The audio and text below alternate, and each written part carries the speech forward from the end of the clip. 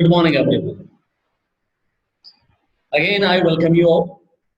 Unit 7, Read 1, Monkey's Paw, written by W. W. Jacobs. તો આજે આપણે આ યુનિટનો આ રીડનો સેકન્ડ પાર્ટ સમજવા જઈ રહ્યા છીએ. ફર્સ્ટ પાર્ટમાં આપણે જોઈ લીધું કે કેવી રીતે સર્જન મેજર મોરિસ એ ઇન્ડિયાથી પોતાના વતન ઇંગ્લેન્ડ પાછા આવી ગયા. એમના હાથમાં મંકીઝ પો એટલે કે એક વાનરનો પંજો છે. એમના ફેમિલી ફ્રેન્ડ મિસ્ટર વ્હાઇટ, એમનો પરિવાર, મિસિસ વ્હાઇટ, એમના પત્ની અને એમનો દીકરો હર્બર્ટ, અને આ બધા રાહ જોઈ રહ્યા હતા. સમય થયો એટલે સર્જન મેજર મોરિસ એમના ઘરે આવી જાય છે. વાર્તાલાપ થાય છે, મંકીઝ પો વિશે સમજાવવામાં આવે છે. આ જે વાનરનો પંજો છે એણે ભારતની અંદર કેવી કેવી હોનારત ઊભી કરી દીધી, કેવી કેવી સમસ્યાઓનો ઘણા બધા લોકો ભોગ બની ગયા. આ બધી જ વાત સર્જન મેજર મોરિસ એમના પરમ મિત્રને કરે છે. પરંતુ આપણે જોયું એ પ્રમાણે મિસ્ટર વ્હાઇટ એકના બે થતા નથી, અને સમજાવ્યા પછી પણ મંકીઝ પો એમની પાસે રાખે છે. અને જેમ એમણે કહ્યું હતું એ પ્રમાણે કે આ મંકીના પોથી 3 વિશેષ માંગી શકાય છે. 3 વખત તમે માંગણી કરી શકો છો. જુદી જુદી વ્યક્તિ જો માંગણી કરશે, વિશ માંગશે તો એક જ વિશ માંગી શકાય. અને મિત્રો અહીંયા એવું કહેવામાં આવે છે, પહેલા પાર્ટની અંદર આપણે સમજ્યા એ પ્રમાણે પહેલી જ વિશ મિસ્ટર વ્હાઇટ દ્વારા કરવામાં આવે છે, અને એ હતી 200 પાઉન્ડ. મિત્રો 200 પાઉન્ડ જેવા જ મંકીઝનો જે પો છે, વાનરનો પંજો, એની પાસે માંગવામાં આવે છે. અને એની બીજા જ દિવસે મોએન મેજિન્સ ની કંપની હર્બર્ટ જ્યાં આગળ જોબ કરતો હતો ત્યાંથી એક જેન્ટલમેન આવે છે. એમના હાથમાં એક એન્વેલોપ હોય છે. આવીને મિસિસ વ્હાઇટ અને મિસ્ટર વ્હાઇટને જણાવે છે કે તમારો દીકરો અત્યંત અને ખૂબ જ ઘવાયેલો છે, પરંતુ ચિંતા ના કરશો, એને કોઈ દુઃખ કે દર્દ નથી આવે, એને દુઃખ અને દર્દનો કોઈ અહેસાસ નહીં થાય. અને પાછળથી બધું સ્પષ્ટ થાય છે કે એનો કહેવાનો અર્થ શું છે. બધા સમજી જાય છે ને ત્યાં આગળ પિન ડ્રોપ સાયલેન્સ બની જાય છે. 3 એટલે જેન્ટલમેન, મિસ્ટર વ્હાઇટ અને મિસિસ વ્હાઇટ કોઈ પણ કશું બોલતા નથી. There was a long silence. છેલ્લે આપણે આ વાત કરીએ. હવે આ સેકન્ડ પાર્ટમાં આપણે આગળ વધીએ છીએ ત્યારે લખ્યું છે, The stranger expressed grief and handed over an envelope containing some amount of money as compensation. મોએન મેજિન્સ આ જે કંપની છે ત્યાંથી જેન્ટલમેન આવ્યા છે અને એના હાથમાં એક એન્વેલોપ છે જેમાં પૈસા છે, અને એ કમ્પેન્સેશન તરીકે આ એન્વેલોપ એની અંદર એન્વેલોપની અંદર રહેલા જે પૈસા છે એ આપવા માટે આવ્યો છે. ચાલુ નોકરીએ હર્બર્ટને અકસ્માત થયો છે અને એ હવે મૃત્યુ પામ્યો છે, અને એના કારણે મોએન મેજિન્સ આ જે કંપની છે ત્યાંથી જેન્ટલમેન આવીને કમ્પેન્સેશન તરીકે એક અમાઉન્ટ ત્યાં આગળ આપવામાં આવે છે. હજુ પેલું એન્વેલોપ બંધ છે, એને ખોલવામાં આવ્યું નથી. હવે શું થાય છે જોઈએ. Mr White gazed with a look of horror at his visitor. પેલા જે જેન્ટલમેન છે એમની તરફ આમ ભયાનક દેખાવથી નજરથી જોવે છે કે આ શું થવા માંડ્યું છે અમારા ઘરમાં, કેમ આ ભાઈ મને એન્વેલોપ આપે છે. His dry lips shaped the words, how much. બોલાતું નથી હોતું મિસ્ટર વ્હાઇટ થી, તેમ છતાં પણ પેલા જેન્ટલમેનની સામે ડ્રાઈડ લિપ્સમાં એમનું મોં જે છે એ સુકાઈ ગયું છે, પેટમાં પાણી રહ્યું નથી. ડર એટલો આવી ગયો છે એમનામાં કે એમને તો એવું થઈ ગયું કે અમારો જે દીકરો છે એ મૃત્યુ પામ્યો જ છે. પરંતુ જ્યારે પૂછવામાં આવ્યું કે આ એન્વેલોપમાં કેટલા છે ત્યારે જવાબ મળે છે 200 પાઉન્ડ્સ. આ એન્વેલોપમાં 200 પાઉન્ડ છે. And that was the answer. Mr. White found it very difficult to comprehend and became unconscious. મિત્રો અહીંયા એવું કહેવામાં આવે છે કે મિસ્ટર વ્હાઇટ આ બધું જ સમજવા માટે પૂરેપૂરા સક્ષમ ન હતા. આ બધું સમજવું એમના માટે ખૂબ જ અઘરું થઈ પડ્યું હતું અને આખરે એ અનકોન્શિયસ બની જાય છે, બેભાન થઈ જાય છે. He was filled with sorrow at the turn of events. દુઃખથી ભરેલા, દર્દથી ભરેલા પેલા મિસ્ટર વ્હાઇટ અને એ જ્યારે એના ભૂતકાળને વાગોળે છે અને ભૂતકાળને વાગોળતા વાગોળતા એમને ખ્યાલ આવે છે કે 200 પાઉન્ડની વિશ મેં પેલા વાનરના પંજાની સમક્ષ માંગી હતી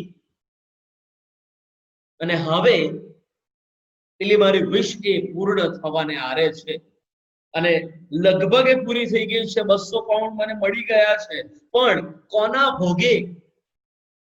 ત્યારે લખ્યું છે his wish was granted at the cost of his son's life. 200 pound મિત્રો, 200 પાઉન્ડની આ જે વિશ છે એ મંજૂર થઈ ગઈ. વાનરના પંજાએ એનું જે જાદુ ટોના કર્યો હતો એ જાદુઈ શક્તિ બતાવી દીધી. 200 પાઉન્ડ મિસ્ટર વ્હાઇટના હાથમાં આવી ગયા. પણ મિત્રો કોના ભોગે? મિસ્ટર વ્હાઇટ અને મિસિસ વ્હાઇટના દીકરા હર્બર્ટના જિંદગીના ભોગે. આખરે હર્બર્ટ મૃત્યુ પામ્યો. એમના ઘરની અંદર ઓચિંતું એક દુઃખ આવી ગયું. નસીબની સાથે ચેનચાળા કર્યા. સર્જન મેજર મોરિસે સમજાવ્યું હતું કે એક ધાર્મિક અને એક પવિત્ર માણસે આ બધું મને સમજાવ્યું છે કે જે નસીબની સાથે ચેનચાળા કરશે એને એવી ખરાબ અને વિચિત્ર પ્રકારની હોનારતનો સામનો કરવો પડશે. અને મિત્રો તમે જોયું, પહેલી વિશ 200 પાઉન્ડની પહેલી વિશ પૂરી તો થઈ, પરંતુ હર્બર્ટના જિંદગીના ભોગે એ પૂર્ણ થાય છે. After a few days passed, થોડા ઘણા દિવસો પસાર થયા, Mrs. White had demanded the monkey's paw as she wanted to make a wish and had her son back. I want it, she said. થોડા દિવસો પસાર થાય છે અને અચાનક જ મિસિસ વ્હાઇટ મિસ્ટર વ્હાઇટને આવીને કહે છે કે મારે પેલો મંકીનો પો જોઈએ છે, મને પેલો વાનરનો પંજો આપો, મારે મારા દીકરાને પાછો લાવવો છે. ત્યાં મિસિસ વ્હાઇટ એવું પણ કહે છે, I want it. I want that monkey's paw. મને પેલો વાનરનો પંજો આપો, મને જોઈએ છે. ત્યારે આગળ લખ્યું છે, why? I only just thought of it. She said, hysterically. Hysterically એટલે એવા ઇમોશન્સ કે જે કંટ્રોલની બહાર હોય, સડન અનકન્ટ્રોલ્ડ ઇમોશન્સ. અને એવા ઇમોશન્સની સાથે અહીંયા આગળ કહેવામાં આવે છે કે શા માટે મેં પહેલા ન વિચાર્યું. જો એ મૃત્યુ પામ્યાનો તરત જ વિચારી લીધું હોત કે આપણે ફરીથી એક વિશ માંગીએ અને આપણા હર્બર્ટને પાછો બોલાવી લઈએ, તો મંકીના આપો દ્વારા આપણે આપણા દીકરાને પાછો બોલાવી લીધો હોત. પણ શું થાય છે અહીંયા જો મિત્રો લખ્યું છે, the other two wishes. Mrs વ્હાઇટને ખ્યાલ હતો કે એક વિશ પૂરી થઈ ગઈ છે, હજુ બે વિશેસ બાકી છે. the other two wishes, why didn't I think of it before? મને પહેલા આવો વિચાર કેમ ના આવ્યો? she replied rapidly. What wish? He asked. Mr White Mrs White ને પૂછે છે, કઈ વિશ માંગવી છે તારે? વિશ a boy alive again. મારે વિશ માંગવી છે કે આપણો હર્બર્ટ, આપણો દીકરો ફરીથી જીવંત બની જાય. Bring him back, cried the old woman. પેલા જે ઘરડા સ્ત્રી છે મિસિસ વ્હાઇટ, એ તો બૂમ પાડી ઉઠે છે કે તમે મારા દીકરાને પાછો લઈ આવો. Bring him back. Mr. White explained that not only had Herbert been dead 10 days, but also that his body had been decayed beyond recognition. Mr. White હકીકતથી સભાન છે, વાસ્તવિકતાથી સભાન છે. મિસિસ વ્હાઇટને સમજાવવામાં આવે છે, બધા પ્રકારનું વર્ણન કરવામાં આવે છે કે જો આપણાથી આપણા દીકરાને પાછો ન બોલાવી શકાય, આપણા દીકરાને મરે 10 દિવસો થઈ ગયા છે અને ઉપરથી એને જે જગ્યાએ દફન કર્યો છે 10 દિવસો પછી જો એ પાછો એને કાઢીશું તો તને ખબર નથી કે એની જે ડેડ બોડી છે એટલે સડી ગઈ હશે, ડીકે થઈ ગઈ હશે કે આપણે એને ઓળખી નહીં શકીએ. એટલે આ વિશ તું ના માંગીશ. ઘણું બધું એક્સપ્લેનેશન કર્યા પછી એને સમજાવવામાં આવે છે. મિસિસ વ્હાઇટ ને મિસ્ટર વ્હાઇટ સમજાવે છે, પરંતુ શું થાય છે આગળ લખ્યું છે. But his wife pulled him towards the door. પણ મિસિસ વ્હાઇટ, મિસ્ટર વ્હાઇટ ના પત્ની, એ તો એમને દરવાજા તરફ લઈ જાય છે. Bring him back. એને પાછો લઈ આવો. Do you think I am frightened of my own son? તમને એવું લાગે છે કે હું મારા પોતાના દીકરાથી ડરું છું? Mr. White took out the monkey's paw and raised his hand. Mrs. White constantly insisting કરતા હોય છે અને એના કારણે મિત્રો મિસ્ટર વ્હાઇટ કશું નથી કરી શકતા અને આખરે પેલો મંકીનો પો લઈ લે છે અને મંકીના પોને આમ ઊંચો કરીને એ તો સેકન્ડ વિશ માંગે છે અને કહે છે, I wish my son alive again. હું વિશ માંગુ છું કે મારો દીકરો ફરીથી જીવંત થઈ જાય. Again, ફરીથી શું થાય છે? The paw fell on the floor and after few moments a knock was heard at the door. જેવી જ પેલી વિશ માંગે છે અને જેમ પેલો સ્નેક સાપ ડંક મારે એવી રીતે અહીંયા મંકીના પોથી અહીંયા પિંચ કરવામાં આવે છે અને પેલો પંજો નીચે પડી જાય છે અને જેવી જ વિશ માંગાઈ અને જે ફ્લોર છે એની પર પેલો જે મંકીનો પો છે એ નીચે પડી જાય છે. After few moments a knock was heard at the floor. Who could that be? Who could that be? Inquired Mr. White. કોણ છે ત્યાં? આવું કહેવામાં આવે છે અને મિસિસ વ્હાઇટ કહે છે, That must be my son. એ તો મારો દીકરો જ હોવો જોઈએ. Replied the old lady and ran towards the door. મારો દીકરો આવી ગયો છે, જીવન થઈ ગયો છે, ફરીથી સજીવન બની ગયો છે, મારો દીકરો છે એમ કરતા કરતા દોડતા દોડતા દોડતા દરવાજા તરફ જાય છે. મિસ્ટર વ્હાઇટ ત્યાં આગળ ડરના માર્યા ધ્રુજી રહ્યા છે અને કહે છે, Don't let it in, for God's sake, cried Mr. White, shivering in fear. ડરના માર્યા ધ્રુજતા ધ્રુજતા કહે છે કે ભગવાનના કારણે કહું છું, મહેરબાની કરીને તું રહેવા દે, ત્યાં ના જઈશ, દરવાજો ના ખોલીશ. You are afraid of your own son, let me go. તમને તમારા પોતાના દીકરાથી ડર લાગે છે, લાવ મને જવા દો. I am coming, Herbert, I am coming. અને એમ કરતા કરતા હર્બર્ટ હું આવી રહી છું, હર્બર્ટ હું આવી રહી છું એમ કરતા કરતા આગળ પેલા દરવાજા તરફ જાય છે Mrs White. Mr. White searched frantically for the monkey's paw, fearful of what was likely to happen. As he heard the chain rattle back and the bottom bolt drawn slowly and stiffly from the socket, he found the paw and made his the last and the third and the last wish. મિત્રો અહીંયા આગળ એવું કહેવામાં આવે છે કે Mr White ને ખ્યાલ છે કે 200 પાઉન્ડ ને વિશ માંગી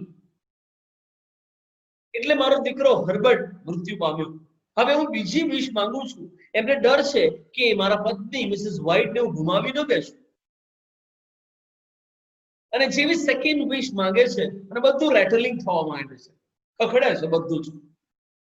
ત્યાં આગળ બોલ્ટ જે છે, ઘરની અંદર જે જગ્યાએ બોલ્ટ છે બોટમમાં, એ બધા નીકળી જાય છે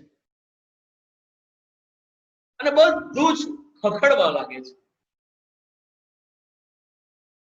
આખરે આખું જે ઘર છે એ ધ્રુજવા લાગ્યું છે અને તેમ છતાં પણ ડરના માર્યા મંકીના પોને શોધવા માંડે છે.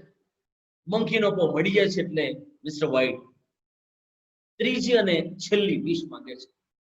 The sound of knocking stopped at once.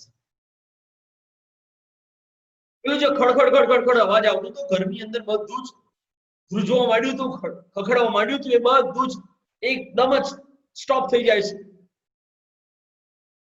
બધું સ્ટોપ તો થઈ ગયું. Though its echo could be heard within the house. પરંતુ તેમ છતાં એનો જે અડગો છે એ હજુ પણ મહેસૂસ થતો હતો. Suddenly there were sound of cracks and thunder. વીજળી અને કડાકા અને આવું બધું ચાલુ થઈ ગયું આકાશમાં. Suddenly there were sounds of cracks and thunder. કડાકા શરૂ થઈ ગયા છે, વીજળીના કડાકા શરૂ થઈ ગયા છે ત્યાં આગળ.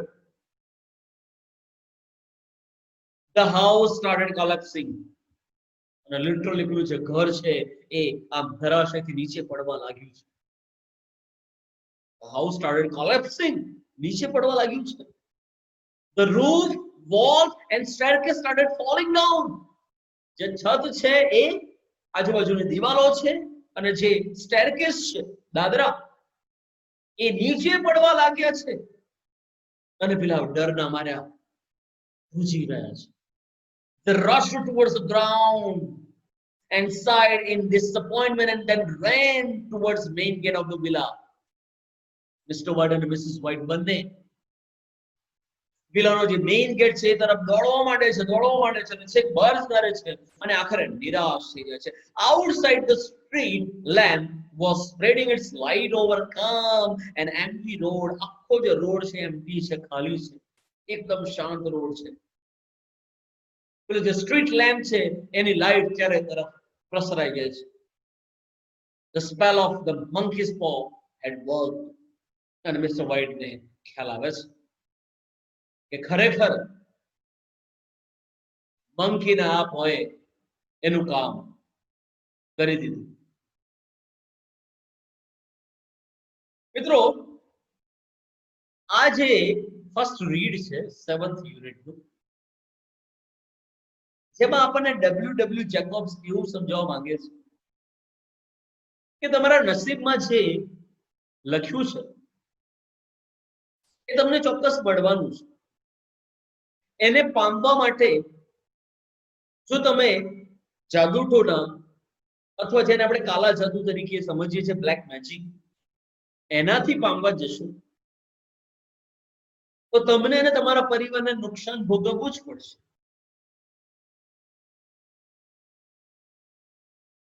હવે મિત્રો આ જે રીડ 1 છે એ અહીંયા પૂરું થાય છે. હજુ 7th યુનિટમાં સેકન્ડ રીડ બાકી છે, જેની ચર્ચા આપણે નેક્સ્ટ વિડિયો લેક્ચરમાં કરીશું. પરંતુ 7th યુનિટનો ફર્સ્ટ રીડનો પહેલો પાર્ટ અને આ બીજો પાર્ટ એમ કરીને આખા રીડ દરમિયાન તમને કોઈ ક્વેશ્ચન કે ક્વેરી હોય તો 9033624755 મારા નંબર પર તમે મને WhatsApp અથવા કોલ કરીને તમારા ક્વેશ્ચન કે ક્વેરીઝ પૂછી શકો છો.